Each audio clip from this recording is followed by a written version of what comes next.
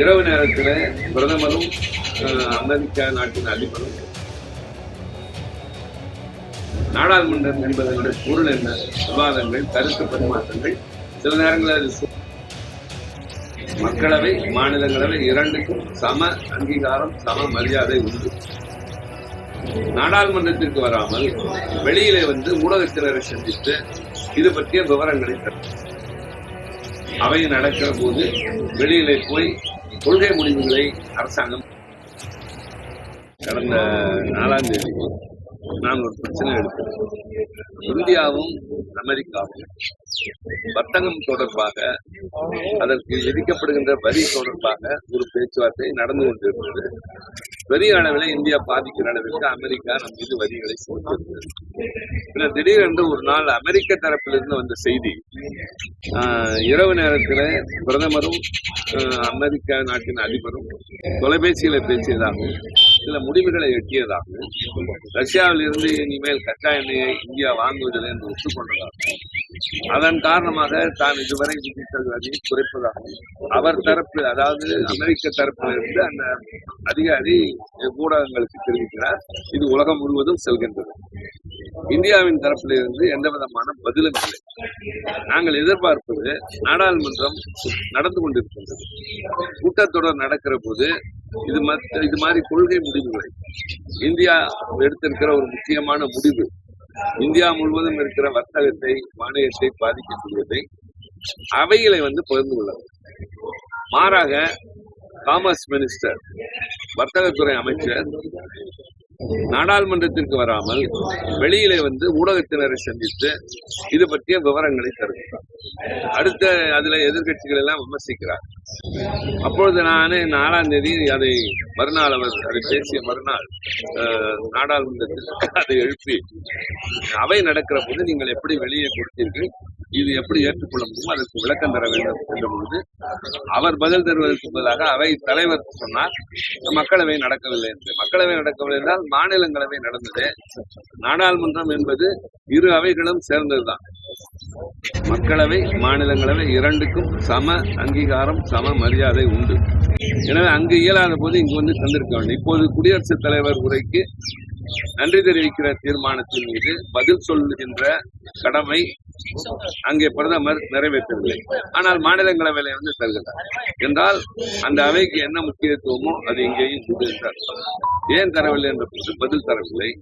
இவரும் எங்களை பேச அனுமதிக்கவில்லை. வேறு வழி இல்லாமல் விதிகளின் அடிப்படையில், நாடாளுமன்ற நடைமுறை விதிகளின்படி 187, 188, 189 அடிப்படையில் நான் இன்றைக்கு உரிமை மீறல் பிரச்சனை, privilege motion, breach of privilege motion அது இதற்கு முன்னுதாரணங்கள் பல இருக்கின்றன. இதற்கு முன்பு there are many rulings. அவை நடக்கிற போது வெளியிலே போய் கொள்கை முடிவுகளை அரசாங்கம் அறிவிக்கக்கூடாது என்று சொல்லியிருக்கிறார். எனவே இந்த அவை உரிமை மீறல் பிரச்சனை பற்றி நான் கொடுத்த நோட்டீஸை அவைத் தலைவர் என்ன முடிவெடுத்தார் என்று கேட்டபோது பரிசீலிப்பதாக சொல்லியிருக்கிறார். அடுத்து எதிர்கட்சி தலைவர் பேச அனுமதிக்கின்றார். எதிர்கட்சி தலைவர் என்பவர் பல முறை நாங்கள் சொல்லியதை போல ஒரு நாடாளுமன்ற ஜனநாயக மரபில் பிரதமருக்கு என்ன மரியாதையோ அது உண்டு. பிரதமர் பேசுகிற போது யாரும் குறுக்கிடுவதில்லை. எதிர்கட்சி தலைவர் பேச எழுந்தால் பிரதமர் கூட உட்கார்ந்து விட்டு அவருக்கு பேச அந்த இடம் வாய்ப்பு தருவார்கள். அவர்கள் பேசுவதை கேட்டு பதில் சொல்ல வேண்டும். ஆனால் கேட்பதற்கே பொறுமை இல்லை என்றால், சொல்லுகிற கருத்தை காதிலே வாங்கிக் கொள்ளவில்லை என்றால், நாடாளுமன்றம் என்பதனுடைய பொருள் என்ன, விவாதங்கள், கருத்து பரிமாற்றங்கள், சில நேரங்களில் அது சூடாக இருக்கும், சில நேரங்களில் கடுமையாக இருக்கும். எல்லாம் பழைய உதாரணங்களை 1952 இருந்து புரட்டி பார்த்தால் தெரியும். பண்டித நேரு காலத்திலிருந்து இந்திரா காலத்துக்கு எவ்வளவு பெரிய தலைவர்கள் இருக்கிறார்கள், எவ்வளவு கடுமையாக விமர்சித்திருக்கிறார்கள், அதையெல்லாம் எப்படி ஏற்றுக்கொண்டிருக்கிறார்கள். எங்களுக்கு தெரிந்த டாக்டர் மன்மோகன் சிங் அவர்கள் எதிர்கட்சி தலைவர் பேச எழுந்தால் உட்கார்ந்து. ஆனால் இங்கே எதிர்கட்சி தலைவர் மல்லிகார்ஜுன் கார்கே 1960களிலிருந்து அரசியல் இருப்பவர், நீண்ட பழுத்த அரசியல்வாதி, வயது முதிர்ந்தவர். ஆனால் அவர் பேச இருந்தால் அனுமதி தெரியவில்லை. Nothing will go on record என்பது ஒரு வரி சொன்ன உடனே அது அரசாங்கத்துக்கு எதிராக இருந்தால் பேச அனுமதிக்கவில்லை. ஆக இங்கே என்ன மரபு வந்துவிட்டது என்றால், எதிர்கட்சியினர் என்பவர்கள் அரசாங்கத்தை விமர்சிப்பதற்கு தான் இருக்கும். அரசாங்கம் செய்கிற தவறுகளை சுட்டிக்காட்டுவது எங்கள் கடமை. ஆனால் அரசாங்கத்தை பற்றி பேசக்கூடாது, பேசினால் அல்லது அவை விதிகளை பற்றி மரபுகளை பற்றி அவர்கள் மீறுகிறார்கள் என்றால் அதற்கு உரிமை இல்லை என்கிற போது நாங்கள் தொடர்ந்து அதை பற்றி குரல் எழுப்புகிறோம். உடனே அவையினுடைய அமைதிக்கு குந்தகம் விளைவிக்கிறோம் என்கிறார்கள். குந்தகம் விளைவிக்கவில்லை என்று இன்றைக்கு மதியம் 2 மணி வரை நாங்கள் வெளிநடப்பு செய்தோம். அதாவது மக்களவையில அவைத்தலைவர் மீது கொண்டு வருகிற நம்பிக்கையில்லா தீர்மானங்களுக்கு சில காரணங்கள் இருக்கின்றன. மிக முக்கியமாக பிரதமர் அங்கே பதில் சொல்ல வராததற்கு காரணம் நான் தான் அவரை கேட்டுக்கொண்டேன். காங்கிரஸ் கட்சியினுடைய பெண் நாடாளுமன்ற உறுப்பினர்கள் அவரை தாக்குவதற்கு முயற்சி செய்தார்கள் என்ற அனுமானத்தின் அடிப்படையில் அதற்கு எந்த விதமான இதுவும் இல்லை. அதாவது முன்னால் போய் நின்று குரல் கொடுப்பதோ, பிரதமருக்கு முன்னால் நின்று பேப்பர்களை கிழித்தெறிவதோ அதெல்லாம் இருக்காது. என்னிடம் வீடியோ கூட இருக்கிறது. மன்மோகன் சிங் பேசிட்டு இருக்கிற காலத்தில் அவருக்கு முன்னால் பேப்பர்லாம் கிழித்திருக்கிறார். அதை காரணமாக காட்டி அவங்க தாக்குவதற்கு முயற்சித்தார்கள் என்ற ஒரு அபாண்டமான குற்றச்சாட்டு. இதன் மூலமாக தமிழ்நாட்டில் இருந்தும் இந்தியாவின் வேறு பகுதிகளில் வந்த காங்கிரஸ் கட்சியின் பெண் எம்பிக்கள் வன்முறையில் ஈடுபடக்கூடிய தோற்றத்தை அவைத்தலைவர் தருகிறார். அது அவருடைய அந்த நாற்காலிக்கு பொருளாதாரம். இரண்டாவதாக 8 நாடாளுமன்ற உறுப்பினர்களை சஸ்பெண்ட் செய்திருக்கிறார் என்று தொடர் சொல்வது. அடுத்து எதிர்கட்சி தலைவர் ராகுல் காந்தி அவர்களை தொடர்ந்து தன்னுடைய கருத்துக்களை சொல்வதற்கு அனுமதிக்கிறார். ஆக நடுநிலையில் இருந்து எதிர்கட்சிகளுக்கு தர வேண்டிய முக்கியத்துவத்தை தராமல் ஏதோ பிரதமரை இவர் பாதுகாக்கிற முயற்சி, அவரை தாக்குவதற்கு முயற்சி என்று சொல்வது ஏற்புடையதாக இல்லை என்று பேசுவதற்கும் உரிமை வாய்ப்பு இல்லை என்கிற போது வேறு வழி இல்லை. அதனாலே நம்பிக்கையில்லா தீர்மானம் மக்களவையில் கொண்டு வரப்பட்டிருக்கின்றது. மாநிலங்களவையில் அதே நடந்தது. எங்களுக்குள்ள ஆதங்கமும் வருத்தமும், நாங்கள் சொல்வதை கேளுங்கள், பின்னர் பதில் சொல்லுங்கள். அரசாங்கம் அதற்குத்தான் இருக்கிறது. அவர்கள் கையை கட்டி கொண்டு உட்கார்ந்து இருக்கிறார்கள். அவையின் தலைவர் தான் எங்களுக்கு பதில் சொல்லிக் கொண்டிருக்கிறார். விசித்திரமாக இருக்கிறது. நாங்கள் பார்க்கிற நாடாளுமன்றம் 20 ஆண்டுகளுக்கு மேலாக பல தலைவர்களை, பல நடைமுறைகளை, பல விவாதங்களை பார்த்திருக்கிறோம். ஆனால் இன்றைய நிலை என்பது எதிர்கட்சிகளுடைய குரல் வலை நெரிக்கப்படுகின்றது. கருத்துக்கள் கேட்கப்படுவதில்லை. அரசாங்கம் பேசுவதே இல்லை. அவைத் தலைவர்கள் தங்களுடைய வேகமான எல்லா அதிகாரங்களையும் எதிர்கட்சிக்கு எதிராக பயன்படுத்துகிறார்கள். வழி இல்லை.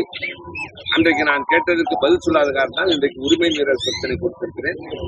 The chair will have to decide upon it. And Mr. Piyush Goyal, Honorable Minister for Commerce, what he has done and what he has spoken, he has to give an explanation.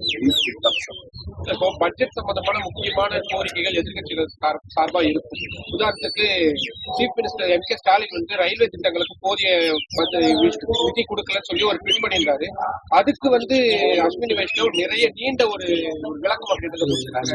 ஒருவேளை budget மீதான விவாதம் நேரடியா நடந்துச்சுன்னா அவர் நேரடியா கொடுக்க வேண்டியது இருக்கும். ஒருவேளை அந்த விவாதங்களை தவிர்க்கிறதுக்காக இப்படி ஒரு வேலை நடத்துக்கிறாங்களா அப்படின்னு. பட்ஜெட் விவாதம் நடைபெற்றால் கூட அஸ்வினி பதில் சொல்ல போறது, நிதியமைச்சர் தான் பதில் சொல்வார். தமிழ்நாட்டுக்கு ரயில்வே திட்டத்திற்கு நான் பணம் தந்திருக்கிறேன் 6000 7000 கோடி என்பதெல்லாம் மற்ற மாநிலங்களோடு ஒப்பிடுகிறது ரொம்ப ரொம்ப குறைவு. மற்ற மாநிலங்களுக்கு 1 லட்சம் கோடி எல்லாம் கொடுத்திருக்கிறார். எல்லா இடங்களுக்கும் ஒட்டுமொத்தமாக ஒப்பிட்டு பார்க்கிற போது காங்கிரஸ் கட்சி ஆளுகிற பாரதிய ஜனதா கட்சி ஆளுகிற மாநிலங்கள் கூட்டணி கட்சிகளுக்கு அள்ளி கொடுத்திருக்கிறார்கள், நமக்கு கிள்ளி கொடுத்திருக்கிறார்கள். விட இதெல்லாம் எப்போது நடைமுறையில் இந்த ரொம்ப வெகுவேக ரயில் என்பதெல்லாம் இவ்வளவு விரைவில் சாத்தியம். ஒரு 4 வழி சாலை அமைப்பதற்கு பல ஓரிரு ஆண்டுகள் ஆகும். இவ்வளவு பெரிய வேகமான ரயில் ஓடுவதற்கு தடங்கள் அமைக்க வேண்டும், அதற்கான ஏற்பாடுகள் செய்ய வேண்டும். இதெல்லாம் பேப்பர்ல எழுதி தருகிற தேன் என்ற வார்த்தை தான். பார்த்து படித்து மகிழ்ச்சி அடையலாம். அது மாதிரி சொல்லியிருக்கிறார்கள். விவாதம் நடைபெற்றாலும் எங்களுக்கு அவர்கள் பதில் சொல்ல போகிறது எங்களுக்கு தெரியும். இருந்தாலும் மாநிலங்களவையில விவாதம் நடைபெறும். மக்களவையில என்ன நடக்கும் என்பது அவர்கள் தான் முடிவெடுப்பார்கள். நாங்கள் என்ன சொன்னாலும் சரி அதை காதில் வாங்கிக் கொள்வார்களா இல்லையா என்பது கூட தெரியாது. ஒரு நாளும் எங்களுடைய கேள்விகளுக்கு, சந்தேகங்களுக்கு, குறைகளுக்கு அவர்கள் பதில் சொல்லி பழக்கமும் இல்லை, இப்போது நடைமுறையிலும் இல்லை. வேடிக்கை பார்த்து கொண்டுதான் இருக்கிறோம். நாட்டு மக்கள் தான் தீர்மானிக்கிறார். ரயில்வே திட்டங்களுக்கு நிலத்தை கையகப்படுத்துறதுல மாநில அரசு ஒத்துழைப்பு கொடுப்பதில்லை, அதனாலதான் உங்களுடைய திட்டங்கள் எல்லா மாநிலங்களிலும் அது உண்டு. அவ்வளவு எளிதாக ஒரு இடத்துல போய் நிலத்தை கையகப்படுத்துவது என்பது சாத்தியமே இல்லை. மாநில விரிவாக்கத்திற்கு கூட அந்த பிரச்சனை இருந்தது. ஆனால் தமிழ்நாடு அரசு முழுமையாக ஒத்துழைத்து எங்களுடைய முதல்வர் தளபதி மு.க. ஸ்டாலின் அவருடைய உத்தரவின் பேரில் முறையாக நடவடிக்கை எடுத்து அதுக்கு தேவையான இடங்கள் எடுத்துக் கொள்ளப்பட்டுவிட்டன. எந்தெந்த இடத்தில் விரிவாக்கம் கேட்டிருந்தோமோ, சென்னை, கோயம்புத்தூர், திருச்சி, மதுரை, எல்லா இடங்களுக்கும் அதெல்லாம் செய்தாகிவிட்டன. ஆனால் திட்டமிட்டு எங்களை புறக்கணிக்கிறார். ஏதாவது ஒரு காரணம் சொல்லுகிறார். இப்படி மேலோட்டமாக ஒரு குற்றச்சாட்டை அள்ளி வீசுவது, அதை நீங்கள் நம்பிக்கொண்டு ஊரெல்லாம் சொல்வது, நாங்கள் அதற்கு எதிர்கேள்வி நாடாளுமன்றத்தில் கேட்டால் பேச அனுமதிப்பதில்லை, பதில் சொல்வதில்லை. மறுபடியும் நாங்களும் உங்கள் முன்னால் வந்துதான் ஊருக்கு சொல்ல வேண்டும்.